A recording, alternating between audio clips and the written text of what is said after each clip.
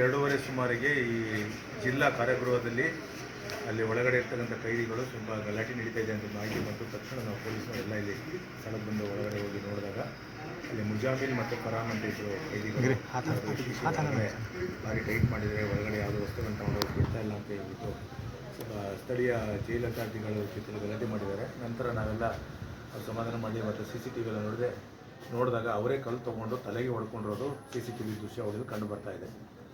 ಅವರೇ ಕಲ್ಲು ತೊಗೊಂಡು ತಲೆಗೆ ಹೊಡ್ಕೊಂಡು ನಂತರದಲ್ಲಿ ಈ ಜೈಲ್ ಅಥಾರಿಟೀಸ್ನು ನಮಗೆ ಹೊಡೆದಿದ್ದಾರೆ ಅಂತ ಹೇಳಿ ನಮ್ಮ ಹತ್ರ ದೂರು ಕೊಡ್ಲಿಕ್ಕೆ ಬಂದಿದ್ದರು. ನಂತರ CCTVಯನ್ನು ಕೂಲಂಕುಷ ಪರಿಶೀಲನೆ ಮಾಡಿದಾಗ ಅವರೇ ಕಲ್ಲು ತೊಗೊಂಡು ಹೊಡೆದಿರೋದು ಕಂಡು ಬಂದಿದೆ. ಇವಾಗ ಜೈಲ್ ಅಥಾರಿಟೀಸ್ ಸೂಪರಿಂಟೆಂಡೆಂಟ್ ಅವ್ರ ಕಡೆ ಕಂಪ್ಲೇಂಟ್ ಕೊಡ್ತಾ ಇದ್ದಾರೆ.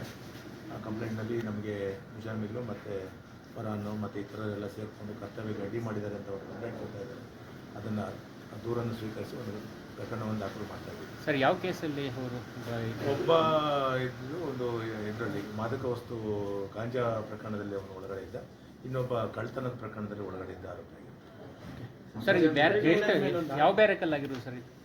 ಒಂದು ಬ್ಯಾರಕ್ ನಂಬರ್ 1. ಸರ್, ಅವ್ರ ಜೈಲರ್ಗಳ ಮೇಲೆ ಆರೋಪ ಮಾಡಿ ಆರೋಪ ಮಾಡಿದ್ರು. ನಾವು ಫಸ್ಟ್ ಬಂದಾಗ ಅದೇ ಥರ ಅಂದ್ಕೊಂಡು ತಕ್ಷಣ ಜೈಲಿನಲ್ಲಿ ಎಲ್ಲ ಸಂಪೂರ್ಣವಾಗಿ CCTV ಕವರೇಜ್ ಇದೆ.